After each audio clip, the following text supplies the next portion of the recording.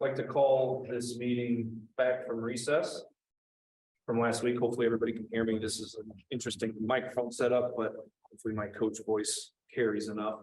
Molly, you can sit over here with us. I'm gonna spread out, Okay. which is why.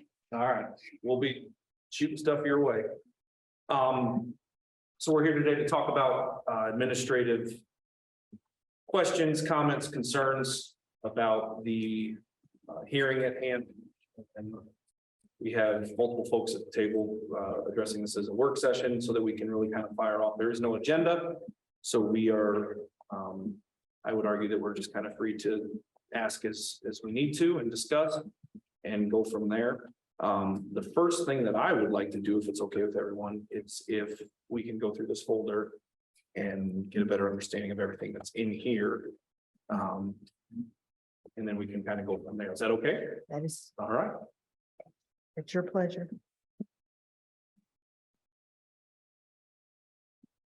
Okay, the first thing is, I don't think David has a copy of this or this, but is David Bender's registration history. And it shows that he registered on 1/20/23. And the reason he is also registered on 1/31/2023 is that's when he filed. For candidacy, if you file with a different name than your registration, like if he wanted his full name but didn't have it on his registration, we have to re-register him on the name he wants on the ballot. So that's why a second one went out. So he received 2 postcards. We send out a postcard every time somebody registers.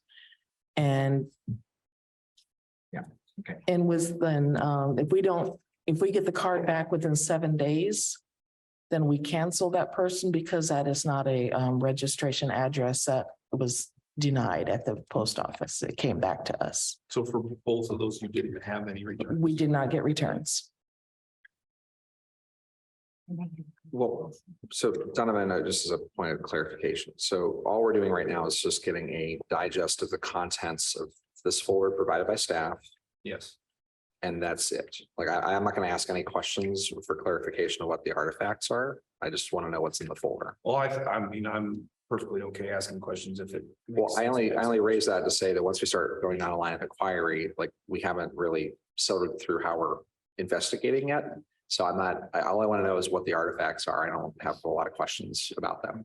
Right? Does that make sense? Because once we start clarifying and asking questions and interpreting, then we're into a place of investigating. And we haven't even talked about what that's going to look like yet.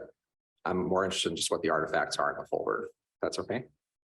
Does that make sense? That may be okay with you, but if I have questions, I'm going to ask questions. Well, then if that's the case, what I'd like to do then is not start with this folder. We should probably take some motions on how we're going to structure that conversation.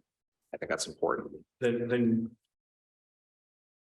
if we have a question of clarity of what this stuff is, I think That's fine. This information is pertinent to how we're going to move. Again, this is an information gathering meeting.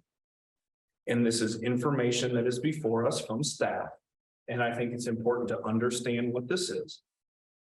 And I think if anyone has a question, any of the board members have a question about what that is, then it should be asked and answered.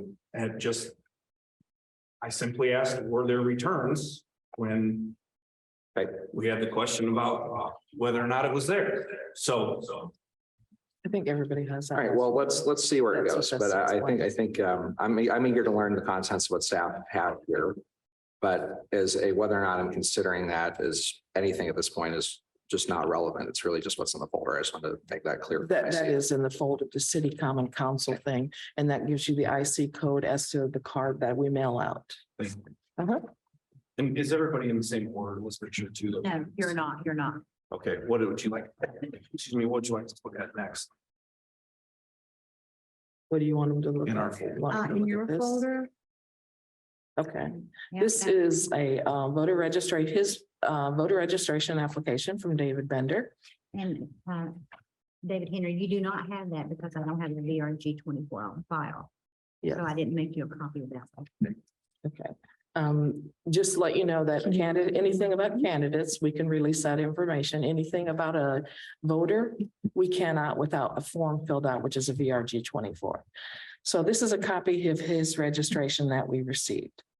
And that's all it is. And down here at number 9, it just states that they have reviewed the state's instructions, and then they swear and affirm that I am a US citizen. I meet the eligibility requirements of my state and subscribe to my oath required. And then the last one is the information I have provided is true to the best of my knowledge under penalty of perjury. If I have provided false information, I may be fined, imprisoned, or if not a US citizen, deported from or refused entry into the United States. And that is what anybody who fills out an application for voter registration has to sign off on. The next thing that I think is very important is your IC codes that we feel like he may have violated. And if you'll find this in your folder, it's paper clipped. And I've highlighted the IC codes in the back, and it tells you like IC 3-6-5-31. And that tells you about investigation action by the board. I thought that was very important. And I also made a copy of the email from the staff of Taft. And it's in the same packet. Paperclip one. It looks like this. You do have it. Go ahead and take my. Very last page. Mhm. So if you have, if you didn't bring the IC codes with you, then this right here has all the IC codes on it. But this, to be clear, is a printout of the original B Square Beacon newsletter, news article, from last week. or the week before. I'm not sure That what was dates. something on Thursday. Yeah, we just met last Yeah. week. So it's last week. But right there is your IC code. Yes. There, there. And there. And this is what Tina was referring to, the 3-8-1-1. Candidates must be registered voters. You have that. Okay.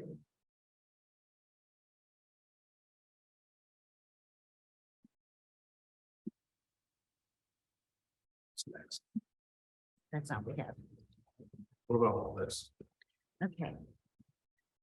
This is a lot of stuff. Okay, so this is his filing for his candidacy. Anything that you see that looks like this is his filing for his candidacy. This is how they missed the deadline for the withdraw with the complaint. No, it's a challenge. This is where they missed the challenge. As you'll see, that's time stamped. So that's how they missed it. It was February 10th by high noon. This says February the 10th at 1:20. So we couldn't provide any information to these people concerning that challenge because the deadline had been missed. So you went from a challenge to a complaint. Tree, I do have a question about this artifact. So where on here does it say that this was a challenge? This just looks like an inquiry for the council candidates voter reg. That's how we took it, that they wanted to see where he was registered to see if he lived in the right place. But that's just an information request, isn't it? We took it as a challenge. We still answered it. Yeah, I mean, because it just says inquiry, it doesn't say they're therefore challenging, it just says they're asking for a copy of the voter reg. And this, And and for then everyone, for public record, we're saying the inquiry was from the reporter IDS Mercer Mador on prior, after 2/10/23 at 1:03. I got that. Right, and before that Nothing in the information, comments says ballot challenge. It just says, I'd like to request a copy of city council candidate David Wolfender's voter reg record. Yeah, the ballot wasn't challenged only by. registration. So it's an information request. That's all this is. Right. Information. And you'll see that the VRG 24 was sent and then the information was sent. No, thanks for the No clarification. problem. This one is just showing that someone in the clerk's office They acknowledged it. replied. It didn't just sit on a So table. It these was two are acknowledged. kind of together. That is correct. Okay. And this is your CFAs that you'll need when you become a candidate.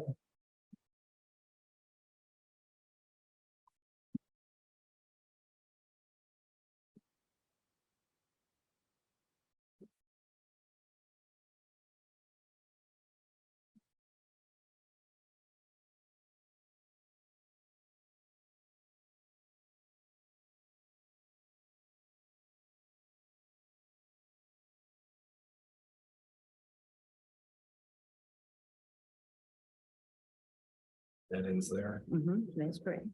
original IDS article. Which I think we all have. And, excuse me, what's this last one? That's VRG, his copy of VRG. Oh, that is your VRG Oh, that's- 24 that gives you the,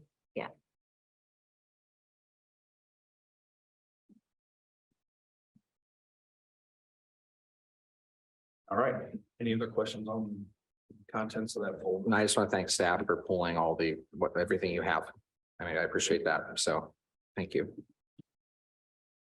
Okay, moving on, Molly, if you want to perhaps direct traffic on where what you think we might need to discuss from here, and in any particular order. I'm not sure order, excuse me, is relevant, but we certainly have a number of things we need to get through, so happy to turn it over to you so we can just kind of dive in. I think there are a few things that the election board needs to consider since its last meeting. And I think the first thing that may be of relevance to consider is at the last meeting, there was a vote that the election board believed that the election board had a substantial reason to believe an election law violation has occurred, which is why we're talking about the possibility of having this investigation. I think as a starting point, the election board should identify what election law they had the substantial belief to, or the substantial reason to believe has been violated. Okay, And then the second thing that I think is important for the election board to consider is after the election board meeting last week, Thursday. Yeah. Thursday. There was an email, and I think the election board as a whole needs to acknowledge the email, discuss it, and then see if that impacts how you're going to move forward with an investigation at this point. Wonderful. Okay, so the first thing, in terms of what might have been violated in terms of election law, I think the path of least resistance in terms of what is out there in the open is simply the potential falsification of a government document. Number one, signing your name to something. That would be number one in my eyes. I don't know if there's anything. Yeah, I actually, Really clear, but I would like. I kind of disagree with that because that's not what that is. So under Indiana Code 3-5-5, Molly or sorry, Ms. Turner King can verify this for me there, and we have a copy of that provided by staff. There are numerous subsections that talk about what domicile is. Mhm. So if the question that, and again, since the complaint that was filed, the standard for suspicion is a little different than investigating, right? So we had a complaint, a concern based on an article presented by Mr. Ellis last week, raised concern, but it didn't cite code, right? It was just a suspicion. So if we're going to go down the part of what we're investigating, we have to look at the code where the question of residency exists. And Ms. Turner King, if you can just correct me, I believe that is 3-5-5, right? Is that where it is? And there's multiple subsections about intent of domicile and whether or not they intend to reside in the precinct. Is that right?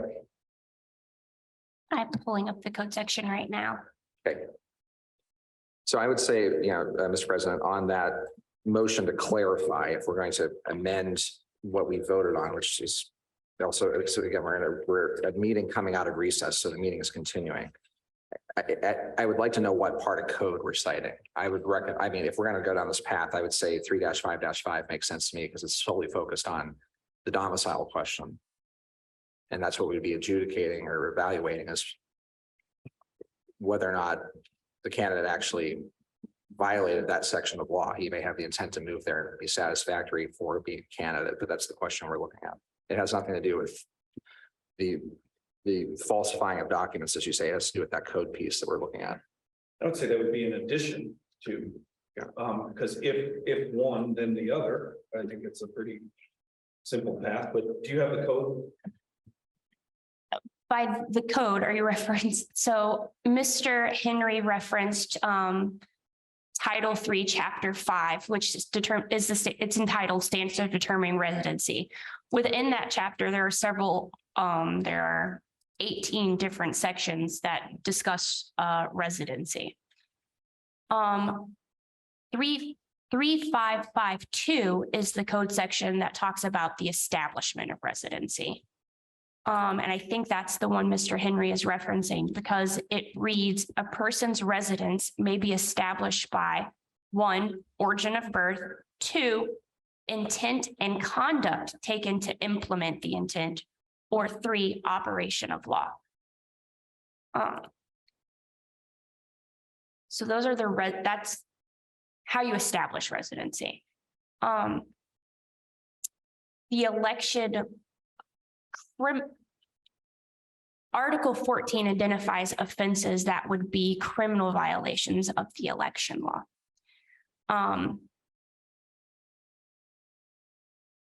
Going along the lines of what Mr. Gartlett said regarding falsifying documentation, there is a code section 314.11 called Declarations of Candidacies, Certificates of Nomination and Petitions of Nomination. And it says, a person who knowingly, subsection 2 reads, files a declaration of candidacy, request for ballot placement under 383, certificate or petition of nomination recount.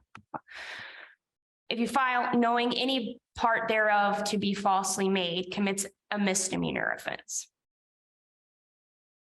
And I only have one copy, but I'm happy to hand this one copy to the election board. Yeah, Okay, Molly, how about 3-8-1-27-2? 3, you didn't remember that? That's what I got. 3-8-1-27-2.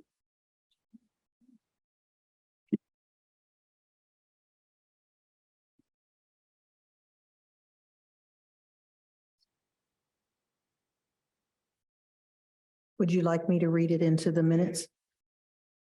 That is the residency requirement for a common council member of a second or third class city. Bloomington is a second class city. And it reads, a candidate for membership on common council of a second or third class city must reside in the city for at least 1 year and have resided in the district in which seeking election for, if applicable, for at least 6 months before the election. So to me, that is the law that's been broken. Because if he doesn't live at the address that he says he does, then he wouldn't live in that district. So that one to me would cover all of our bases. yeah, I mean, I think there's multiple potential issues. That's one, the original one that Mr. Henry spoke about, falsification of documents. There are multiple, there are probably at least, we've spoken of at least 3 specific citations already, and I imagine there are potentially more. And I don't know if there's potentially more. I haven't read all of the election code, but built in to the investigatory statute is the procedural due process requirements. And one of the procedural due process requirements is that you give the candidate notice of what violation he has allegedly committed. And so if you're going to get to a hearing stage, you need to be able to tell Mr. Bender, this is what we think you've done wrong.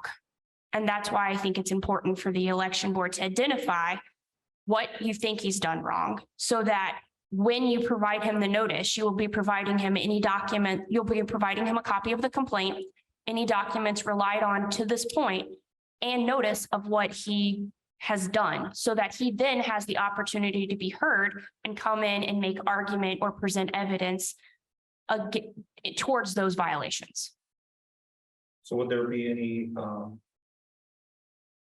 is there any other discussion about those specific 3 citations and whether or not those are in question? Yeah, I do have a question. Ms. Turner King, so these are subsections that you've cited. Is there a way to phrase this in a manner that allows us to continue or to clarify the investigation and provide that is the chapter, the title and chapter that we're looking at, or does it, in your view, require specific subs to point to, right? And so, for example, if we say we're clarifying, if we're saying we're clarifying, it's things under 3-5, but we don't have much beyond that because it seems like we're now selecting issues after the presentation of information that we voted on. Could we just say we're investigating under 3-5? Is that sufficient? Pretty broad.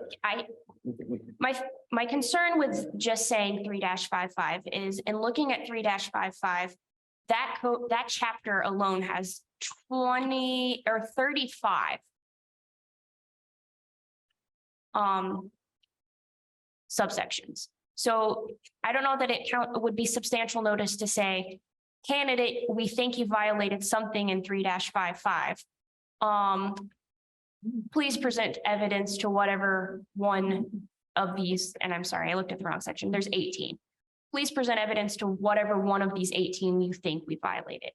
I think for substantial notice, you have to tell him what you think the problem is. So, Mr. Henry, 3-55 is, the title of that section is residency?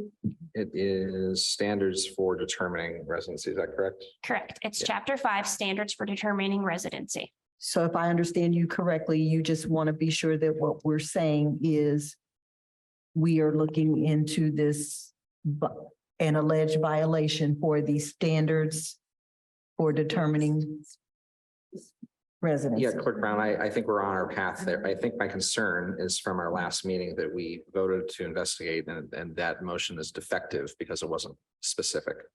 And so it means that we have to do some specificity here if we're going to continue down a path, right? So this is, I think, in that pathway. I suppose one way to phrase that would be, does does the candidate meet the standard of domicile for primary election under IC 3-5-5 standards for determining residency? Because what we have a suspicion that election law has been violated, but we haven't specified. We have some discussion about it in press and some investigative journalism and a complaint that was filed. We took action on that and said, well, that seems to be the only pathway. We have to ask questions to get answers.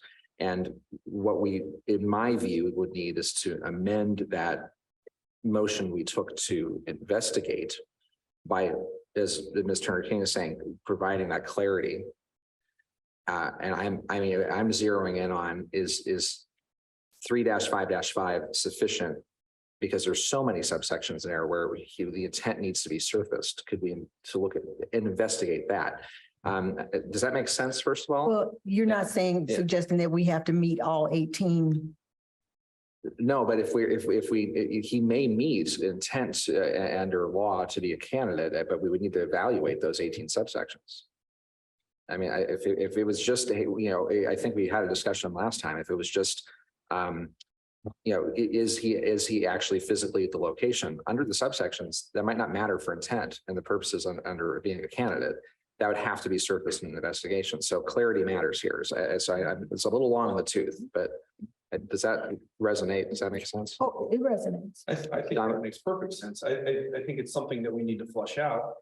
But as you just mentioned, and if I'm regurgitating this incorrectly, intent may not be relevant due to other things. So intent's entirely relevant under that subsection. If other things are violated, if other issues are at hand, then the question of intent, right? These are all handled separately. Am I incorrect there? I mean,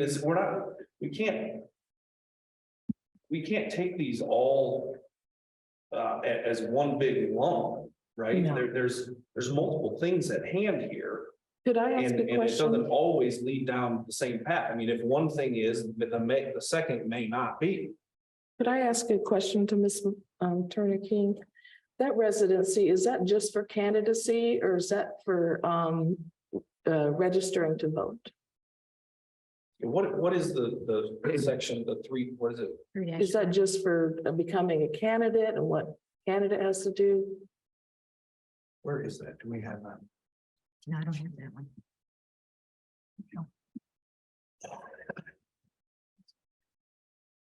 But if I understand Mr. Henry and you, we have other things that we have been made available for us to look at. They just may not fall under 3-5. Right. That's Is what I'm that saying. right? If perhaps one standard is not met, that does not mean that others cannot. Is that fair? Am I saying that correctly? I mean, So for we don't have to clarity, prove 57 different things. We don't need to prove anything. The point of it is the investigatory process to allow the candidate who we suspect has violated election law to make that case under that subsection. There are options under that subsection to prove residency. It's not as clear cut as does that person have their head in that bed at that location under that code, as I understand it. And the intent process is the reason why it's enumerated in law is to establish residency with the intent to vote, move to that precinct to vote. That's what's in that subsection.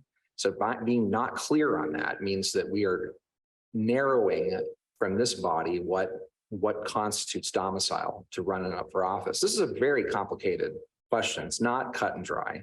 And that's why I'm sorry to hammer this, but this is why we need specificity in what we're investigating. I don't think that we Yeah. should eliminate that as part. I'm not suggesting that we eliminate that section from our investigation by any means. What I'm saying is that it is separate and unequal to other issues at hand, is my point.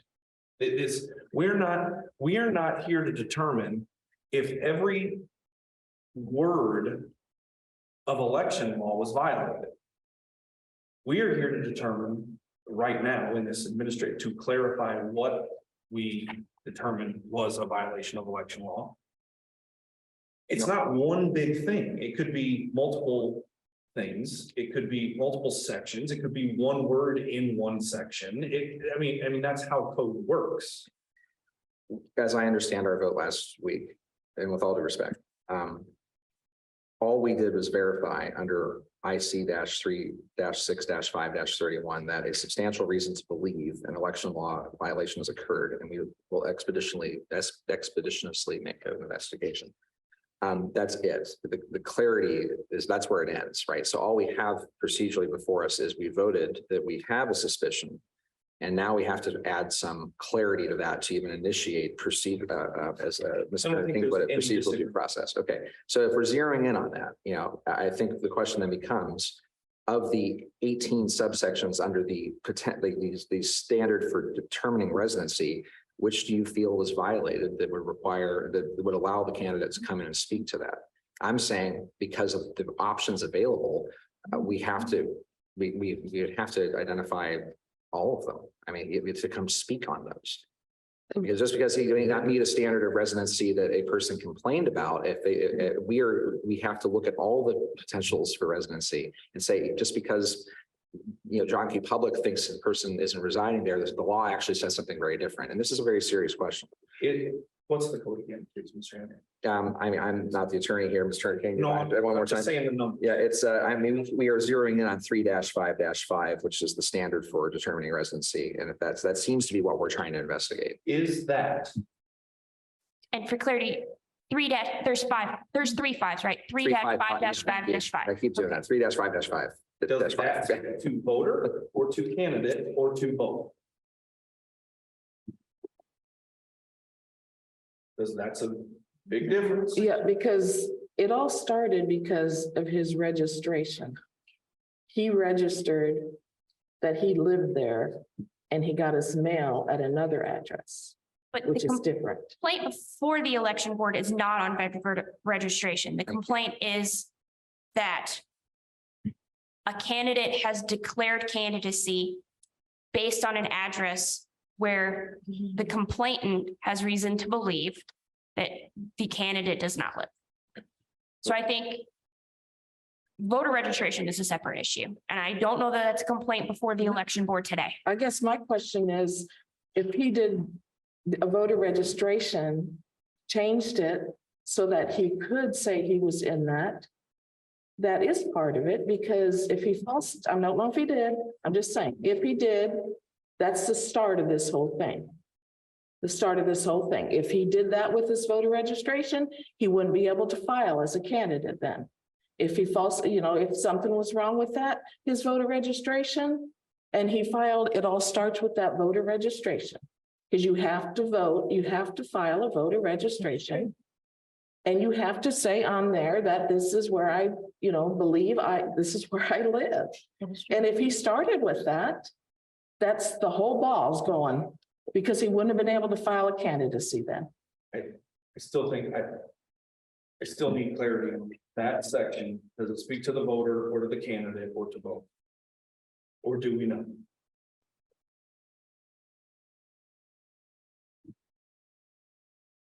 So within chapter or within 355, you have a title called 355, section 3551. Section 1 of that chapter says use of the chapter. It reads, this chapter shall be used to determine the residency of the following: a voter or a person applying to become a voter, a candidate, a person holding an elected office. So James, that chapter applies to everything. okay. So then I think I don't know the 18 specifics that you're speaking about, but I certainly think that section and its subsections are in question, like you're mentioning, Mr. Henry. And I think there's other sections and subsections of the code that are as well. I'm certainly not disagreeing that may be part of the reason we are here. I don't see how we get there without discovery, which would mean subpoenas to get more information. What we have, and I think Mr. King did a good job narrowing the question as it was presented to us and then voted upon, which has to do with the candidate's residency. And I understand there are dependencies from voter reg and other things, but the question at hand is, does this person domicile in that district under code really to run from that seat? And there are nuance in that section of code that we've been talking about. So what I feel like we're at is we have enough to say, well, here's the title and chapter, but we don't have the subsection specific that we can send to someone and say, this is the scope of the subpoena that you're getting, that we want to answer the granularity, right? Because we're not deep enough in the code to say this is the specific thing that we think was violated. Right? Yes. So I think the question at hand is whether the candidate has established residency. And there is a code section that says establishment of residency. And We're not here to determine that. you're not here to determine that, but you need to identify what you believe, what you have a substantial reason to believe is the problem, so that when Mr. Bender comes to this hearing, he can say, okay, this is what I'm here for. So then what's the question? I think we just said the question out loud, right? That's what you're trying to get to. I don't have a question. I have two codes that I'm perfectly willing to motion to add to our investigation. Yeah. I don't have a question about 3555 repeating. Well, I mean, are you going to make a motion to clarify then the investigatory order so we can consider those? I'm saying I don't have a problem adding that. I'm saying I think there have been 3 different codes, parts of the code discussed that all have validity. I don't think we're here or need to today determine which of the 18 subsections. We're here to determine so that we can notify Mr. Bender of what violations may have taken place, correct? Yeah, you're not deciding today or before in a hearing in which Mr. Bender has the opportunity to be heard any violations. What you're deciding is what you have a substantial reason to believe has been violated. And then a hearing would be conducted so that each party, the complainant and Mr. Bender, would be able to present evidence and argument. And then you're going to decide if you think an election violation has occurred. But at this point right now, you're just trying to figure out what you have a substantial reason to believe has happened. All right, what 3555 what? 3555 is establishment of residence. No, 355. Sorry, there's too many fives. 3552 is establishment of residency. And that's the statute that says a person may establish residency by origin of birth, intent and conduct to taken to implement the intent or operation of law. That's how an individual establishes residency to be a voter, to run for office, to be elected. And that's one of the subsections on one of the 18 that we were talking about. Yes, that's Okay. one of the subsections within chapter 355. So then I would move to clarify that the three different codes that we're talking about that have been at hand, and we're not even at a point of adding to that, is 3-5-5-2, 3-8-1-27, subsection 2, and 3-14-1-1. Really that whole thing, which is only a couple. That's my motion. To add that to the clarification of what our substantial reason to believe election law has been violated. Well, I would like to divide that question and vote on each of those individually. So I mean, could we have no issue. Okay. with dividing. All right. So if we maybe do a little parliamentary procedure then. So I'll make a motion to divide your question, so we can vote on those individually. I'll second the motion to vote individually. Are we going to take, You want to take a roll? Yeah. Do you want- Go ahead. I can take the roll. Yes. Commissioner Henry, yes, Clerk Brown, Yes, Commissioner Gertlitz. Yes. So do you want to make the first motion under? well, I actually, if you wouldn't mind articulating your motion, so I've got it. There was a lot there. So what was the first one? Is it mine? Yes, the one Okay. that you said. All right, so I'd like to amend, I would like to make a motion that we add to our investigative question whether or not the candidate meets the standard of domicile for a primary election under Indiana Code -3-5-5-5-2. Are you asking the citation for the Yes. establishment 3552? Standard for determining residency. Second. Sorry, roll call. Commissioner Henry, Yes, Clerk Brown, yes, Commissioner Gartlitz, Yes. so then the second motion, Donovan was, or Mr. President, was yours. I'm happy to make a motion on both of those. To add to the record, Indiana Code 3-8-1-27. Subsection 2 specifically, I'm not sure if that's relevant, but I'm happy to add all of it. What is this document? This is yours. What is this document that you're signing off of? The back of the, One that was typed with, the one here. that was typed with together. the one that speaks to residency within the district for common council. B squared. Now, And we meet as before we meet the common city or definition. So. okay, thank you. so that's your motion. I will second your motion. Commissioner Henry, Yes, Clerk Brown, Yes, Commissioner Gartlitz. Yes. and your third, The third one would be IC 3-14-1-1 Declaration of Candidacy. And I move to have that entered. I will second. Commissioner Henry, may I see that code? Who has it? Thank you.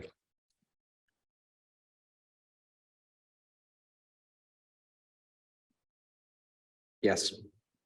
Thank you. Clerk Brown, Yes, Commissioner Gartlitz. Yes. Are there any others that we have a question about? I think that meets the standard of specificity we can work with. Ms. Turner King, would you agree with that, or do you think this requires a little more work? If those three election laws are the three that the election board has a substantial reason to believe, I think providing notice of those three statutes is substantial notice or due notice. Question on that. In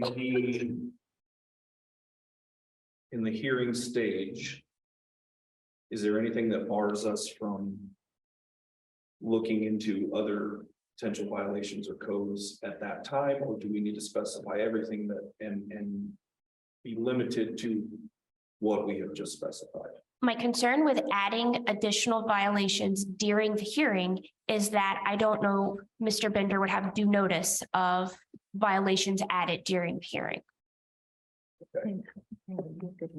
There, because there are other things that certainly are in question if candidacy is in question. As you mentioned, the voter reg was not specifically Reference. complained about, not challenged, but if the candidacy is questioned and there is a complaint, do we not also need to be looking into the voter registration? What would be your counsel on that? That is a topic that I would have to research a little further. I've been trying to call the Indiana Election Division and I've left them a couple messages. I just haven't heard back from them yet. So for purposes of covering arrears, should we add that specific part to potential hearing? No, I disagree with this. Yes. Yeah, I'm asking. the yeah, question. yeah, fair. Should we add that as something that can be covered if needed, but not necessarily mandated that we go into? And I guess my response to that is looking at 36531. If the election board has a substantial reason to believe that has been violated, then I think you can add it. This goes back to does the board have that substantial reason to believe that there's a violation? So if we have a substantial reason to believe that candidacy was, the law on candidacy was violated because of an address, then there's no reason to not come to the same conclusion for voter reg.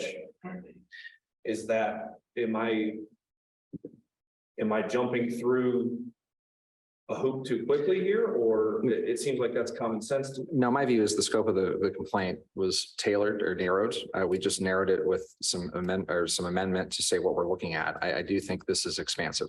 So at this point, we have a complaint based on a newsletter article that we voted on to investigate.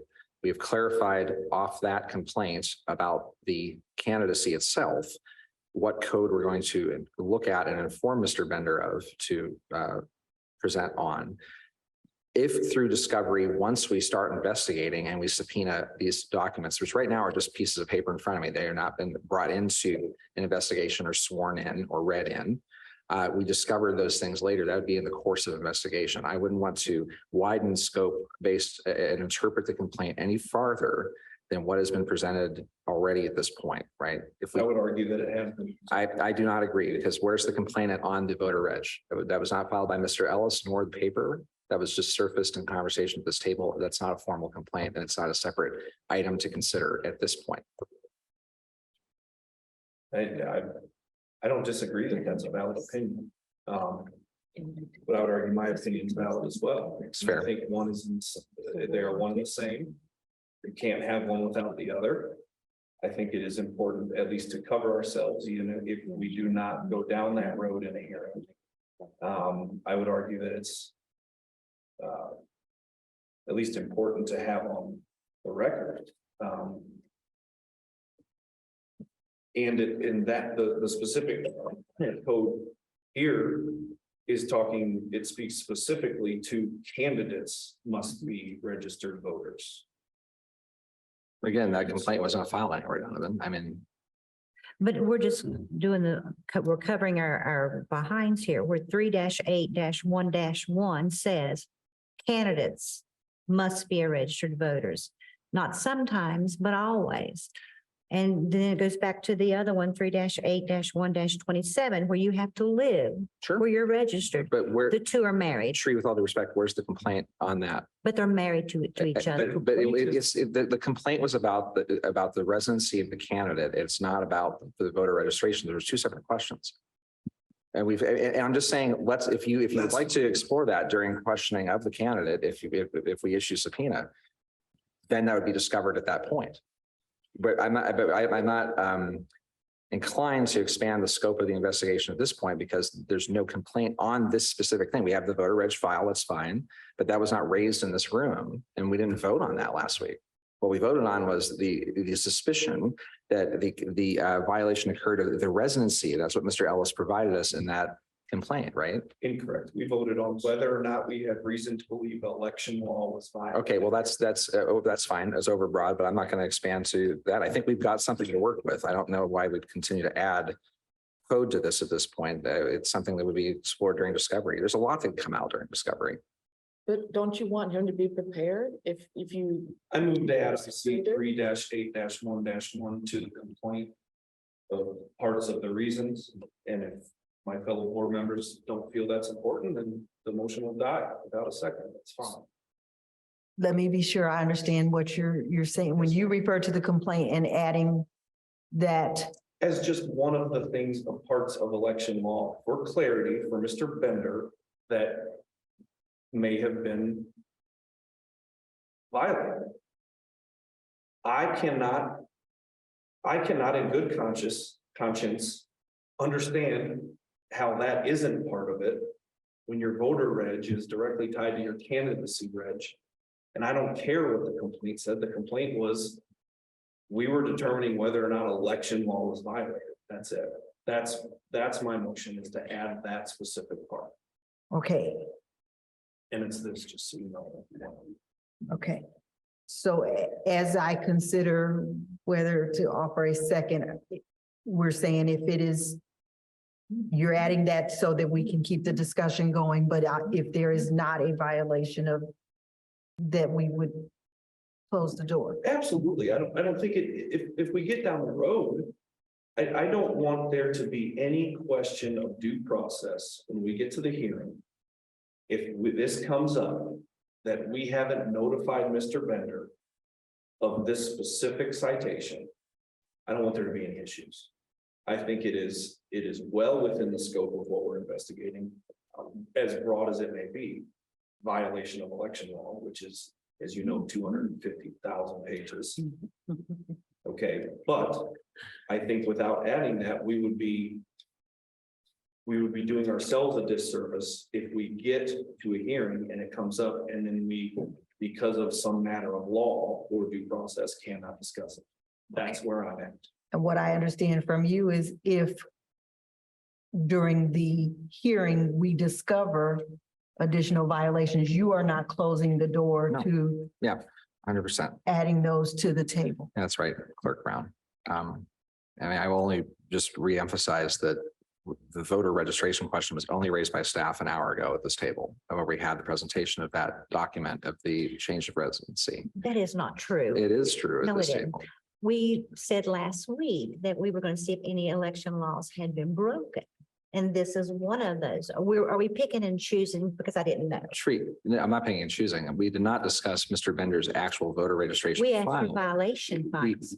But we didn't talk about that last week. If that was what was discovered between now and last week, that's fine. My point is that wasn't a complaint made. The complaint was made off the IDS article about the residency of the candidate if he was in the district. That's it. But to be a candidate, you must be registered. I understand the logic model. I'm just saying that the complaint was not about the voter registration. It was about whether or not he lives at the domicile that he is claiming residency at. That's it, about his candidacy. It wasn't about whether or not he was a voter that was moved from that location. It was about his candidacy. I understand they're related. What I'm saying is we have enough to start an investigation. If things come out in the investigation that are discoverable, or that would expand or contract scope, that's it. But I'm concerned about the addition of additional things here that were not raised in Mr. Ellis's statement to the board that we voted on. That's my interpretation of it. Mr. Ellis's statement was regurgitation of a news article, so I don't know that anything that was brought up there. And nor did he cite code. Correct, and we didn't cite code last week either. That's why we're here. And so I think that's my motion on the table, and I would just ask if there's a second or not, and if there's not, it'll die. We'll go on. I will second for the vote. Commissioner Gartlet, Yes. Clerk Brown, Yes. Commissioner Henry, No, motion passes 2-1. Yes. I don't normally call rolls, sorry. Passes, that's fine. Okay, so I think we've kind of exhausted the specific parts of code that we want to look into. I think the next question that we were kind of tasked with today was acknowledging and recognizing a message that we received. And I think I would defer Ms. To the council on how we might want to bring that forth. I'm sorry that those of you listening, that I'm kind of beating around the bush there. I don't want to say anything out of order, so I'd like to defer to council. After the last election board meeting, and the correspondence was forwarded to the election board on the candidate's behalf. The correspondence asked for the election board to acknowledge and respond to the email correspondence. However, the election board couldn't do so until we had a public meeting because of the open door law. So what I can do, I think you all have a copy of the email, but I'm happy to read the email into the record once I find the email. I'm okay. I have a Yes. copy of it if you want me to read it into the record. That would be much faster than me trying to find it. Dear Monroe County Election Board, David has decided to withdraw his candidacy for Bloomington Common Council District 6. David wanted to run to help his community, but since the Republican Party signaled it would pursue a challenge to David's candidacy, that distraction would take away from the good David aimed to do. He needs to focus on his studies and will find other ways to help the city. Please confirm David's withdrawal in writing on behalf of the Monroe County Election Board and confirm that the board will not take any action on this issue moving forward. Any communication on this matter should be directed to me or my partner Tracy Betts, who is copied here. Thank you, Manny Persig. Apologize if I'm mispronouncing Persig from the Taft Jaffe Law Firm. So I read it. Okay. Great. Thank you. Any question about how that was read into the record? Nope, I agree.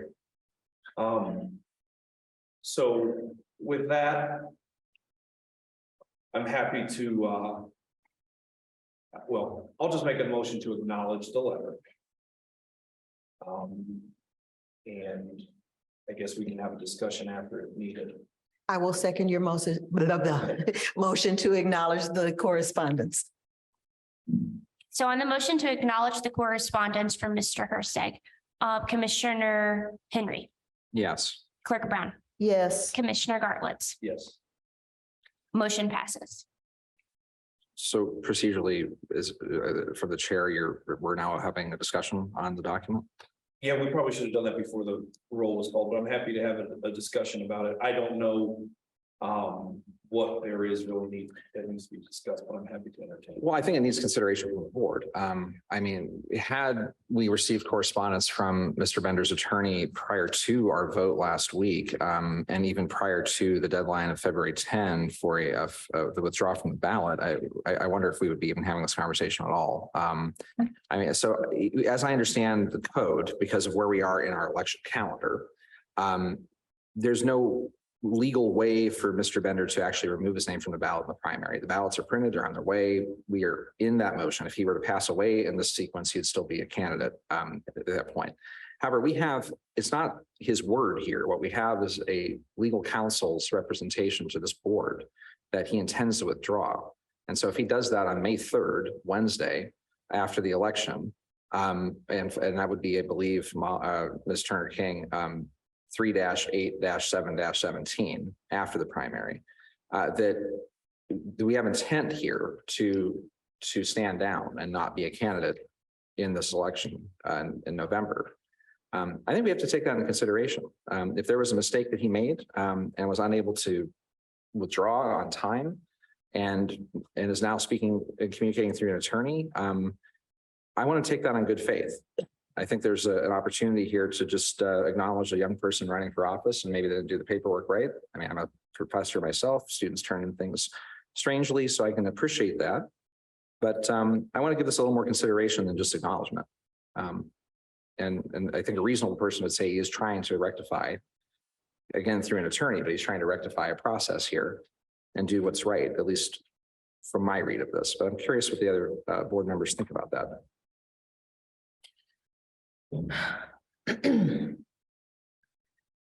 I feel that if it were a mistake, that there was a window of time between the time that the article was published and the time that the election board met last week to clarify to acknowledge and clarify any that there was a mistake. There was obviously plenty of time to say, here's my lease. I really do live where I say I live. So that's my first thing. I am all about mistakes can happen in paperwork. Candidates make them all the time. This letter comes after we received a complaint. So they know a complaint was made. They know that we could take action because there's a specific request that the board not take any action on this issue moving forward. And we are all living in a very critical time period where everything is being questioned as to the integrity of candidates, whether they're registered to vote, how legitimate an election is. And the optics here are not good. I feel we would be doing Monroe County a disservice to not pursue this. We will all, I assume, stand down in good faith if this was a complete mistake. But there are enough things that have piqued all of our interest that this might be more than a mistake. And it almost feels to me that if an attorney is specifically asking the board not to take further action, that there's some kind of rolling disclosure, and that concerns me. So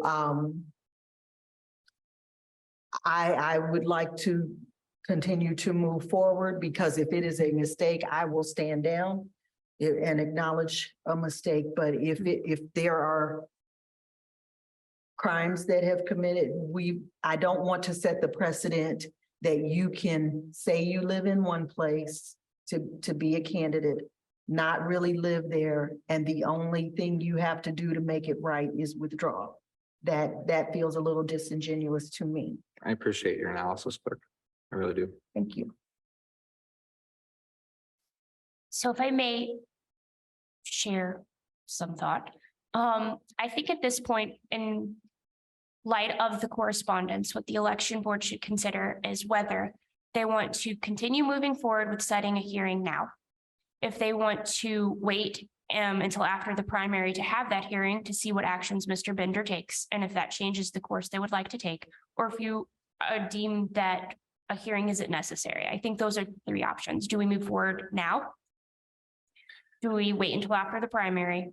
Or does this correspondence from an attorney change your mind on going forward with a hearing? Those are the three options I think they have. Mr. King, I appreciate that.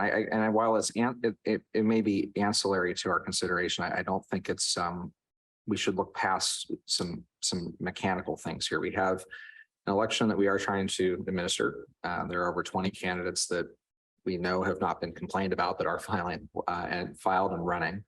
Clerk Brown, you've had some turnover in your office recently. I have. Who is the current, I don't think it's been publicly surfaced, but the acting election supervisor for this cycle is? The election supervisor position has not been filled. Okay, so we have Ms. Martin is currently our acting election supervisor. And you've had another turnover as well in the office, is that right? Someone's given notice. Someone has given notice. So you're down 2 personnel while we're trying to do an election right now. That is correct. All right. And so my concern, and reflecting what Mr. King suggests, is that, we have a time constraint well, we have for the election itself and a demand on staff to, and us too, to investigate or to certify machines and to do the observation and all that. That we have instituted in a investigation, but I think acknowledge this is going to take some time. There was this third option that you presented there about perhaps suspending till after the primary. Would the board consider that? It's not saying we're not investigating, it's saying that we would wait until the first meeting, May 5th, to pick this back up as an investigatory activity. And I would remind the board that regardless of the outcome of this investigation, if you decided today that you are going to take appropriate action or refer this matter to the prosecutor, it doesn't take Mr. Bender's name off the ballot. It will not change how the primary ballot looks or what happens. So I just wanted to remind you that before you just consider for discussion, Mr. Henry's question.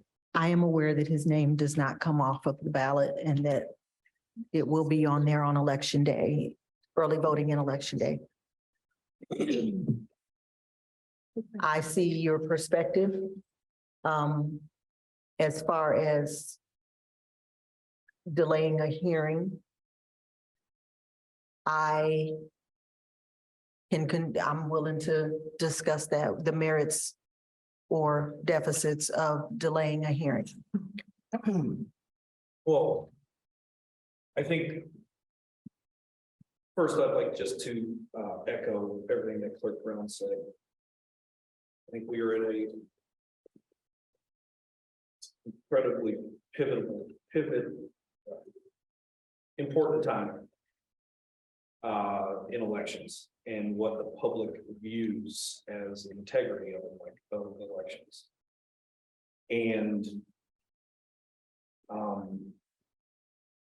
number one, I think there's a lot of fluff in that letter. Let's just say that.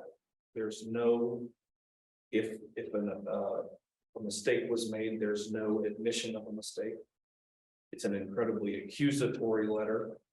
If the candidate believes a mistake was made, which I don't believe the candidate believes a mistake was made. Otherwise, I mean, if I make a mistake, I don't contact an attorney. If I'm going to admit a mistake.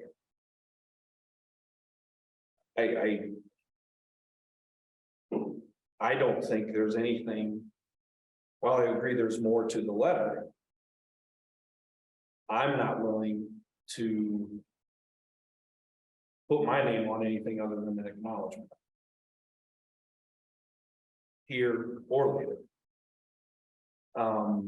They don't dictate what we do. We dictate what we do. And I certainly understand tough letters from attorneys. I've worked in schools for 10 years and mom, that little Johnny doesn't get enough playing time, calls attorneys all the time. That doesn't change little Johnny's playing time. And I think that our acknowledgement is more than enough. I don't think we need to go beyond that. And while I'm certainly not opposed to discussing the three options that are at hand, potentially on how to move forward, I can tell you that I'm not sure what the purpose of waiting until after the primary would be. That's my question. Okay. Thank you for your question. May I ask two things, because it is the case that my chief deputy has been the primary driver of everything going forward as I look for an election supervisor. I would like to ask you directly, as we go forward and our leads are coming on and our early and absentee workers are going on, are we going to have the kind of manpower that we can also look at this? Or I understand your question, Okay. and the answer is, I'm maxed out right now, guys. I truly am. There also is a law of a code that is 3-6-5-31. It says if you decide to do something, you got to do it quickly. expeditiously. So if y'all decide you're going to do this, what is your understanding of that word? After the primary, is that expeditiously? I think that, I mean, words have meaning. So to try to feel that, I feel like, given the circumstances, that's still expeditiously in my view. Okay, it doesn't change anything in the primary. You're exactly right. And I guess I would add one factor for the election board to consider in this. So the election board has the power to subpoena individuals to this hearing, if you have this hearing. The subpoenas for issued by an election board for a complaint on a municipal election is not served by the sheriff. It's served by the chief of law enforcement. So BPD would be serving your subpoenas, okay? We'd have to work out how these subpoenas would be served by BPD. If you told me today, I want Mr. X, Y, and Z subpoenaed, at best I could get those subpoenas drafted tomorrow. I could get them to BPD, which would take 1 to 3 days for service, which is the same time frame that the sheriff's department would take. So you're already potentially serving subpoenas during IU spring break. And so I don't think you're going to get good service of the subpoenas, given the fact that most IU students will be present next week until the week of the 20th. And so at best, you're looking at setting a hearing either the week before or the week of early voting. Yeah, and that's, I think, my point. We're less than 30 days out from early voting, less than 60 out from the general or the primary day, right?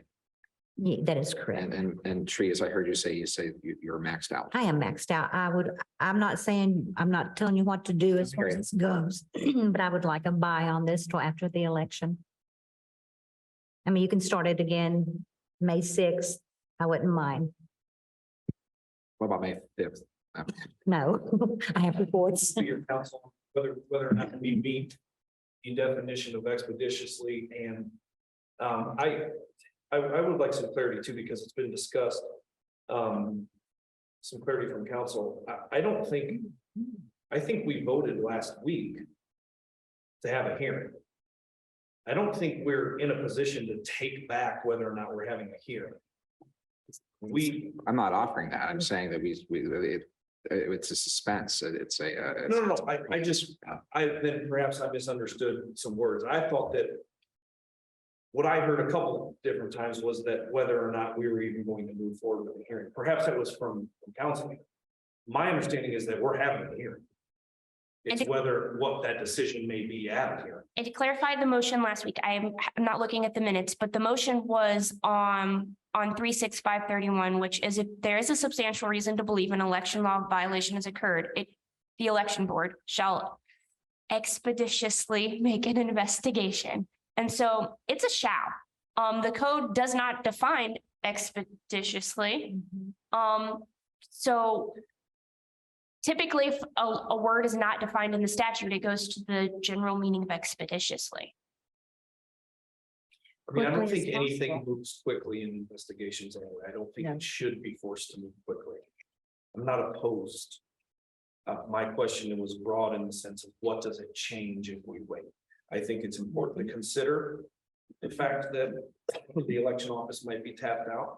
I think it's important to consider that in addition to being tapped out, they're shorthanded. What I don't want to do is violate the definition of expeditiously.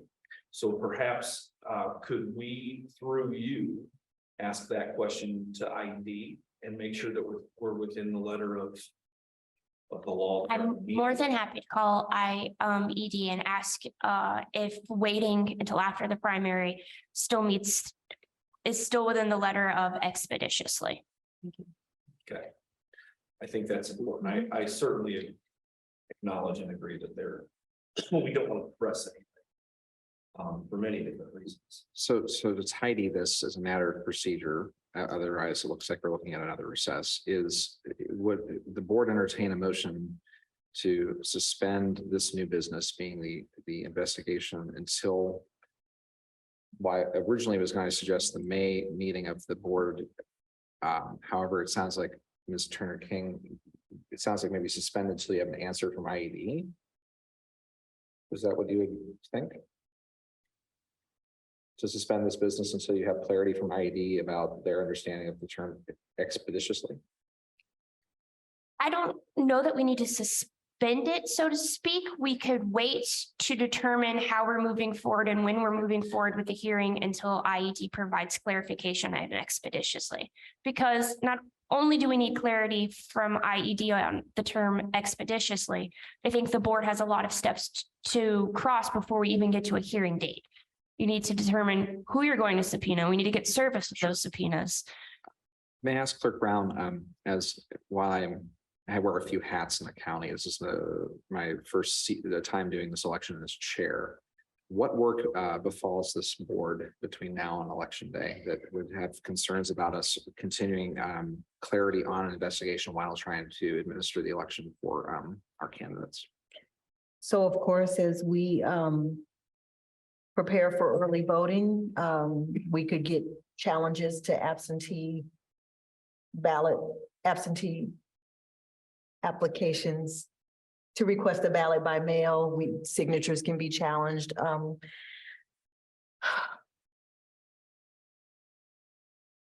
I mean, there are just a number of things that could come up. They tend to come up 11th hour. So some work. Some work. Traditionally, in the last incarnations of election board, the closer it gets to early voting, the more we start meeting weekly. We don't reset, or I'm sorry, we recess instead of, what do we do? We recess So, instead of adjourn, because we could have to come back together quicker than 1 month. Right. So we have. So we're getting close to where we would be meeting weekly anyway. Right.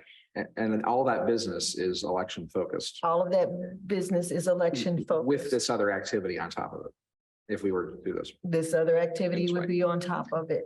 Now, next week being spring break, it's usually a little slower during spring break. So if we wanted to solidify more things before the students came back, I'm open to recess. I'm sorry, what do we do? Recess in lieu of adjournment. Well, I mean, it sounds like that's where we're heading, in my view. May I ask staff, Tree, Tina, as you are approaching election day and early voting, what are the demands on your time and what your needs are from this board? From you specifically, truthfully, what Nicole said is correct. Unless I have challenges, I don't need you. Now, election day is a different story. And it's your turn to buy the 40 and call. Yeah. Yes. Understood. And the night before election, we get together too, before everybody calls in. But I'll also say this is a smaller election. It This is. the smallest of all of the elections that we oversee. So if we had to juggle and walk at the same time, this would be the election that we would do that. From my view, it sounds like we're at a point where until we have a clarification from IED, this business seems like it's going to sit for a moment. Mr. President, I think that recessing until we get an answer makes sense. I just don't know what date certain that would be, given that apparently there's some conflict with spring break next week for some folks. I am not going anywhere, but I understand that others may be. Well, there are more questions that we need answered today. The question that we're talking about is when to set a hearing date and what expeditiously means. We still have the question of who we may want to subpoena, what documents we may want to subpoena Which I don't know if we need to get into at this point. If we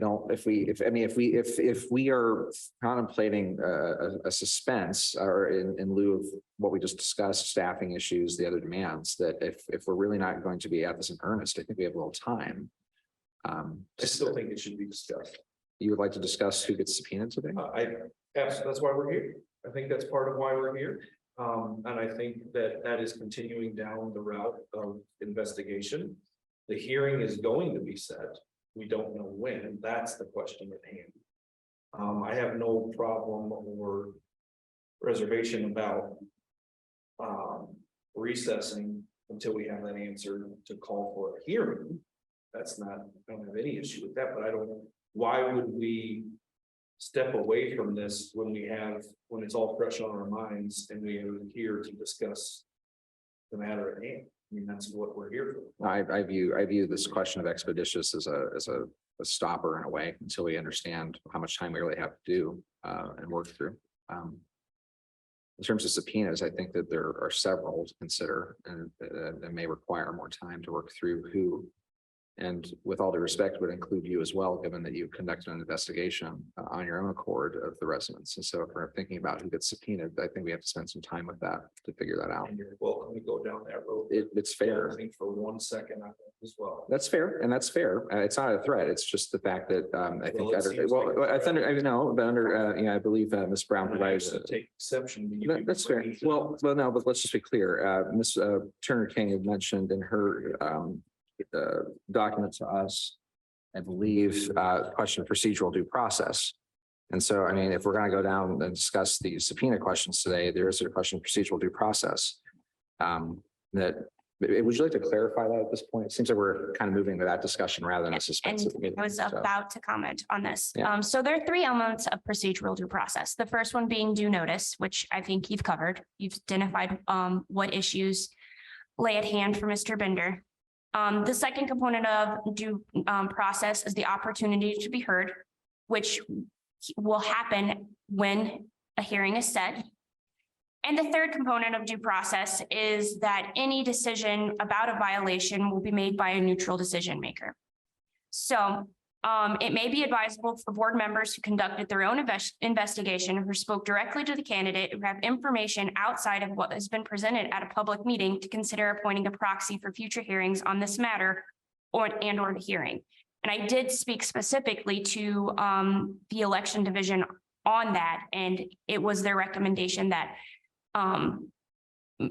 proxies may be needed, or at least it's a consideration point. Proxy may be needed for the hearing or proxy may be needed for these meetings. Hearing. That's what we were advised initially too. Yeah, so it would be proxies for the hearing moving and the investigation moving forward. So I think it would be important to address the proxy question prior to addressing the question of who is being subpoenaed.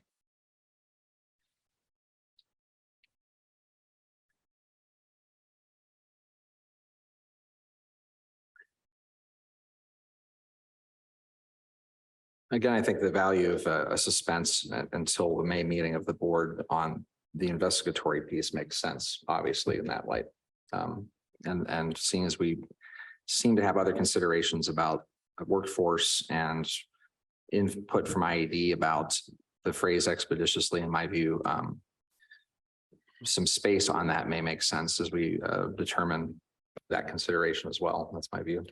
So in the interest of full disclosure, although I'm happy to have a proxy, the Spring Clerks Conference for the Southern District is at the beginning of the week. Yeah. I know I have at least one, if not two meetings in Indianapolis next week. So Thursday would be the only day that I could return from recess unless I need to appoint a proxy for the IED's response.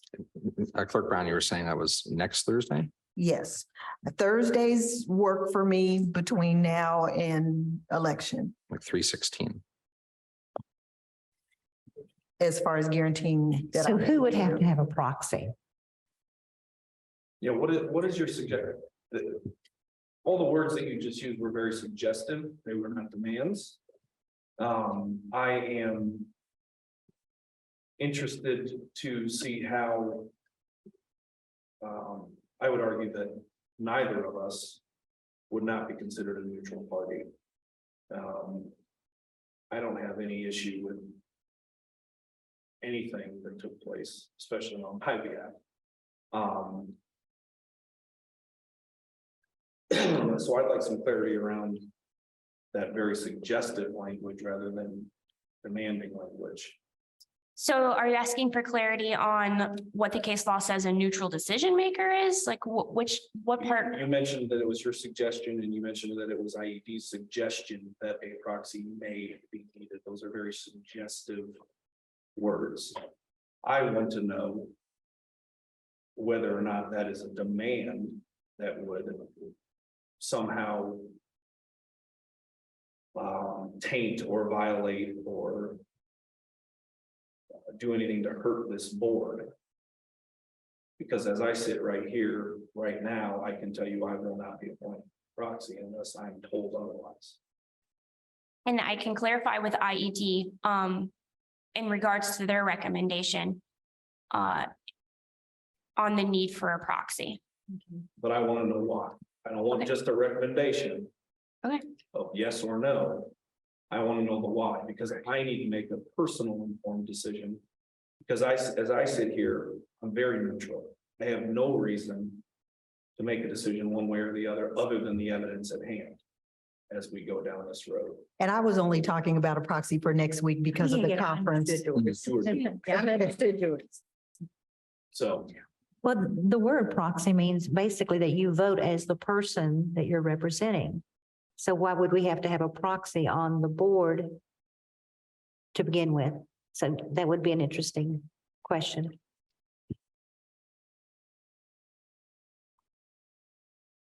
So. I don't know that. Is it your suggestion that we wait then to hear from IED? I think at this point, we should wait from to get so that I can obtain clarity on the proxy question and the expeditiously definition question. And so I'm happy, I've left messages for IED. I just think they're super busy as everyone else, and we just haven't had the opportunity to speak yet. And who are you leaving messages with, just to? I've called both staff attorneys. Where, for public record, that office is incredible. It is. They are incredibly helpful. I think they're wonderful, in many different ways. So thank you for that. I was just curious if you were leaving it for one person, 5 people, 6 people. So I've only spoken to Matt. I'm not even going to try to pronounce his last name. Coach Yvar. But I've tried to call both of them. I'm trying to text Matt Kochivar right now just to see if he could take, even if we could recess for 10 minutes and have him call Ms. Turner King to see if he can explain expeditiously. Would you be okay with that? I think that would be. I'm happy to run downstairs to my office and try to call him right now. I would I would be fine with that. So I'll make a motion to recess for 10 minutes. Just a second. I will return momentarily. Is she calling roll? Oh, she ran off. Did we actually? Tree, can you call roll so we can actually go to recess?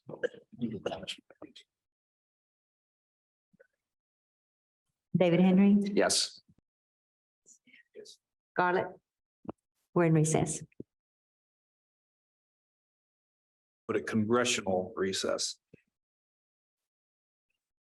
So while we were, the election board was in recess, I did have the opportunity to call staff attorney Matt Kochivar.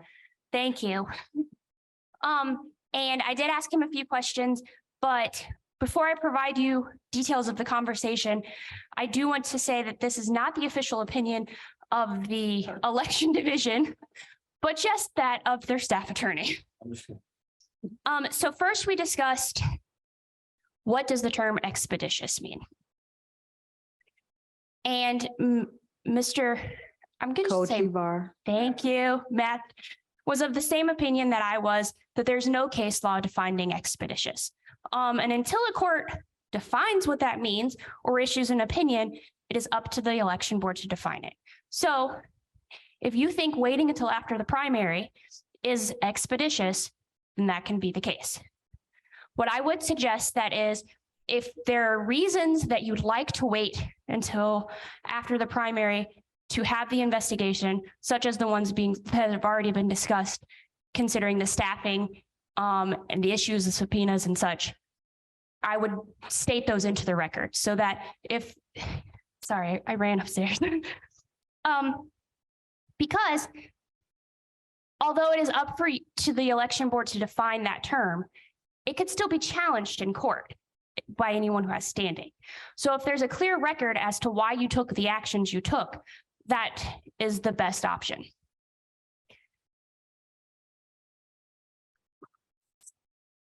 Thank you, Ms. Turner King. I appreciate the clarity. And also the disclaimer. So that brings up one other question. My understanding was that we were talking about the definition of expeditious in terms of the hearing, not the Yes. investigation, right? What I Yeah. understand that it kind of is all in one, but there's nothing stopping us from setting a date of the hearing at a date that we feel is expeditious, which may or may not fall after primary. But in that duration, still conducting the investigation per se, in terms of whatever documents we may want to see or talk to people or I have think, additional meetings. I think the investigation is the hearing, Okay, so that you're setting a hearing date to have evidence presented to you, argument presented to you by both the complainant and the challenger. okay, So I don't think this is a case, when the statute says investigation, I don't think it means that you are doing things up before the hearing. I think your evidence, your arguments, everything is coming in at that hearing. There are steps that you have to do to get to that hearing, though. understood. Can you outline what those are? So I think the first question would be for each member of the election board to consider if they need a proxy. And I will elaborate further on that after I do the list. So first, do you need a proxy? 2, when are you going to have a hearing date? 3, what documents and or individuals would you want subpoenaed to that hearing? I think that gets us to the actual hearing date. At the hearing, you could adopt rules of procedure if you'd like as a board. I would caution adopting any rules of procedure that would in any way prohibit or restrict the individual's opportunity to be heard. So, you know, every courtroom has a rules of procedure in the sense that if we're talking a criminal case, the prosecution presents their case first, and then they call their witnesses. The other side gets an opportunity to cross-examine, and then after the state rest defense presents their case. They're usually not time limits on how long it takes one individual to present their case or not, and that's what I was thinking of when I said I would not. If you adopt rules of procedure, I would not adopt rules that restrict an individual's opportunity to be heard.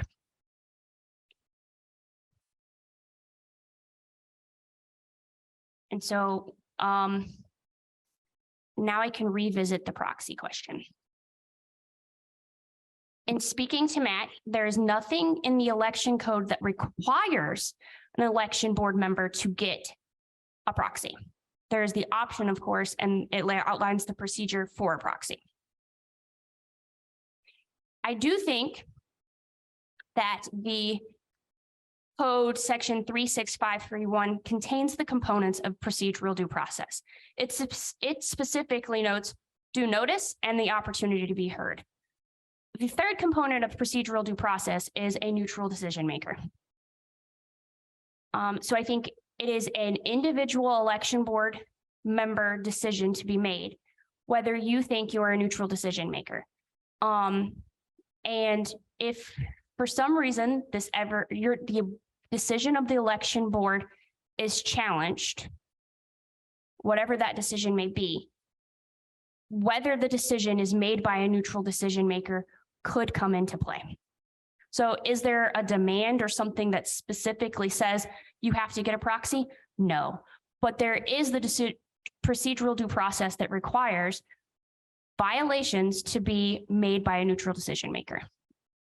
Thank you for that. Follow-up question to that. Because our capacity as an election board is only to make a decision on the evidence at hand, right? We don't have, there's no prosecutor, there's no defense. It's just simply the complainant and the Candidate. defendant, I guess you could say. And it is our decision to make a decision only whether or not a violation of the election law occurred. And then from there, we go to X, Y, and Z, make a referral to prosecution. There are a few things that we even discussed the last time. What does a challenge, should a decision be made on, by the board, what does that even look like? What are they challenging? That referral to prosecution was made, that a condemnation was made, that nothing was done? What is the challenge process? What is the right of that person to make a challenge? What does that look like? And you may not have that answer right now, and that's okay. But I'm just curious, because in my head, what are they challenging? The fact that we found to take it to the level of the law that we are not, right? And let them conduct their own investigation, i.e. a prosecutor. Are they challenging that we did nothing? Are they right? Like those are things that I would like clarified. But I certainly appreciate the information thus far. And I can work on getting a memo to the election board clarifying that for you. I don't even know, do we even know that that's a reality for someone? Do they even have the right to challenge the decision of the election board? I think a person who is subject to that decision would have standing to challenge the decision of the election board. Okay. And in this case, I think Mr. Bender clearly would have standing. Yes. Okay. Questions, comments on that? Not necessarily on that. I think holistically though, the question about this sort of distinction without a difference between the term investigation and hearing, we keep dancing around. We are doing the investigation as we speak, right? We are trying to form a process. We are trying to talk through some stuff. So in my view, that's happening. The question of whether or not that activity continues in light of the demands on staff time and clearly some questions about proxy, even though we have some understanding of proxy. I still think if we come back to where we were, which is 60 days, less than 60 days out from the election, processes at the election board that need to be conducted to administer the 2022 primary for all of our candidates, the demands on staff time and the current lack of that I again think if we come back and say we suspend the investigatory activity until after the May meeting or until the May meeting of this board, where we pick up on some of these questions would be appropriate, especially given that expeditiously can be defined. And I think that is expeditiously given the other demands on the Board of Elections.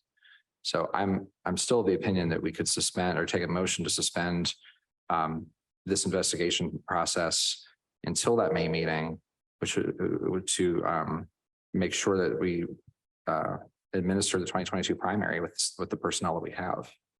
I'm kind of curious what the board's sentiment is on that. It's not stopping anything. It's suspense, and it's still expeditiously given the cadence and the calendar that we're dealing with, in my view. No, to answer the question, it is my opinion that I think I've certainly been convinced that I don't feel it inappropriate to hold off on the hearing, setting the hearing date until after the primary. I don't take any issue with that. What I can't rectify is why would we not say, we know that we need to hear from David. We know we need to see X, Y, and Z papers. We know we need to hear from whoever else that might be. I don't know those things just because of specificity. That's that. I don't know what, no offense, but I don't know what XYZ things are. So I don't know to the extent of that list. That's something we're going to have to wrestle with. Is there any reason that we could not add to our list of documents and or personnel that we wish to see as we lead up to the date that we may set the hearing for? It does not have to be all done at once, correct? Perhaps, but if we set a hearing date and we're still sorting out the scope of that hearing with the date certain, I'd have some questions about that. I mean, because if, let's say we follow this line of thinking, which is let's set a date mid-May. We've now put a timestamp on that, right? Which means if we do have and we're 2 hours into this initial meeting to figure out scope, right? So if we presume that talking about just the subpoena process, just the rules of procedure, just the proxies and whether or not that's like 6 hours of stuff on top of the work of the board. I'm just saying that, there seems to be a lot more legwork that needs to occur before hearing. And I wouldn't feel comfortable setting a date for a hearing until we really scope that out. And that therefore a suspense of the activity in favor of the administration of the 2022 primary makes sense to me, especially given the definition of expeditiously is interpreted at the pleasure of this board. That's my view. I think the concession is doing it after the primary. I don't think there's any reason not to set a date. And notify all parties of what that date is. So that's where I differ in opinion. And I also know, I mean, anyone would be hard pressed to convince me that we don't need to hear from David and that we don't need to see certain documents that he would be able to provide. So I'm not saying that we shouldn't have, and let's not muddy the water by my term of using XYZ. I'm using that in lieu of what may come. I'm saying that we know there are certain people and documents that we need to see. That's not a question at this point. There are questions about other documents and people we may want to subpoena. I understand and respect that. So there's no reason at this time to suspend and just come back again to set another hearing date at another time. There's no reason to not discuss what any of us might feel that we need to see, document or personnel wise, at that hearing. And I disagree that that takes 6 hours. So I would like to hear from you, especially because you've not said anything on this matter. So I don't think he meant 6 hours in total, like us having a 6-hour meeting. I think he was referring to the different things. Sure. 2 hour, if we met every Thursday, it would be 2 hours because it took 2 hours today. Sure. Is that fine? I digress. I don't think it's going to take 2 hours to set a hearing date. And I don't think it's going to take 2 hours to set the initial, what I believe the person that I know we need to hear from and what we need to see from him. So I would like to, I'm open to what that date is. I agree. Like I said, I'm making that concession. I think that it's expeditious. I think that in consideration of the election office and the election that is happening, that after that primary is more than, excuse me, acceptable. I get the feeling that that's more than acceptable from the whole board. I don't see any reason to not set that date. Can we compromise in that? I've pulled my calendar up and just looking at where we are prior to the election. It sounded like the first thing that we needed to find out was who we wanted to subpoena. Am I right? Well, that was according to council. It's, do we need a proxy? What is the hearing date? And what documents and individuals do we need to subpoena for hearing? That's great. 3 separate things. 3 separate things. Right. And so could we, I'm sorry. So just on that matter alone, if I were to propose that we would need to subpoena your emails and communication with the landlord, and you're going to make a vote on that today, wouldn't we have to have a discussion about the proxy nature of that vote? You can subpoena whatever you want. But I'm I'm saying- not going to appoint a proxy. But Donovan, I'm just saying, like, it has to get into the public record for consideration. And so the reason why it's going to take a while to sort through this is just that scenario that I painted is not something that's an up or down vote today, in my opinion.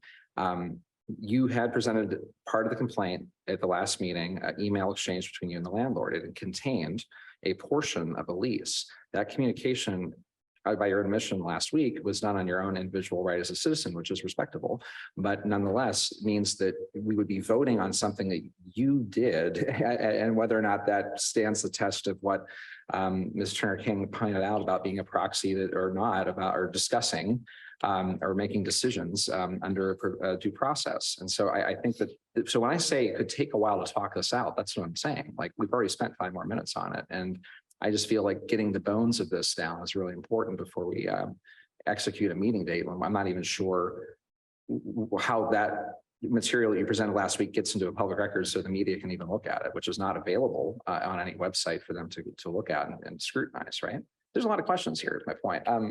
I don't have a question about my need for a proxy. Okay, but I have questions about the vote on that material if we're going to subpoena stuff that was in your own email. And I think that's what. I don't and think wanna you need put to what's- subpoena anything in my I email. don't- You can subpoena the landlord and the tenants but and the I lease think- and all that. I understand. You're welcome to subpoena my email, and I'm welcome to provide it without a So subpoena. my point is, I don't want to crosstalk for, the Zoom meeting and the others, but Mr. King, like, that's the way I interpreted or heard your comment about the issue of procedural due process when it comes to making decisions about material. Is that right? I mean, yeah, I mean, like you mentioned procedural due process and the challenge of making decisions about materials that you may or may not, well, be privy to in different roles. Isn't that some of the concern? So procedural due process requires the neutral decision maker. And I can't tell Mr. Gartlitz, you're not a neutral decision maker. And I can't tell you, you're not a neutral decision maker. And I can't, make that decision for Ms. Brown either, or Clerk Brown, sorry. So that's an individual decision you're going to have to make. Now, as far as subpoenaing documents and individuals, I don't know from the case law if there has to be a consensus of the election board. So if you say, and by that I mean, if you say, I would like to motion to subpoena Mr. Gartlett's email, and there has to be a vote on it, and then the board has to subpoena it, or if as an individual member of the election board, you can tell me, I'd like for you to prepare a subpoena for Mr. Gartlett's So we need emails. clarification on whether. Yeah, I don't know to be unanimous. if there has to be a vote on what's subpoenaed and who is subpoenaed, or individual clerk. So we're back to, we can't really get there today. Is there a question on whether or not, if it is unanimous, that it moves forward?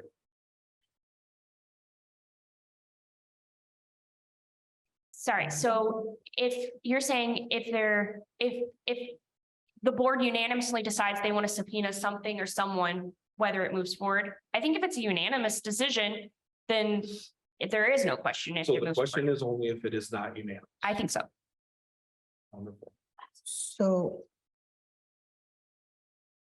can I propose something just to further the sake of discussion?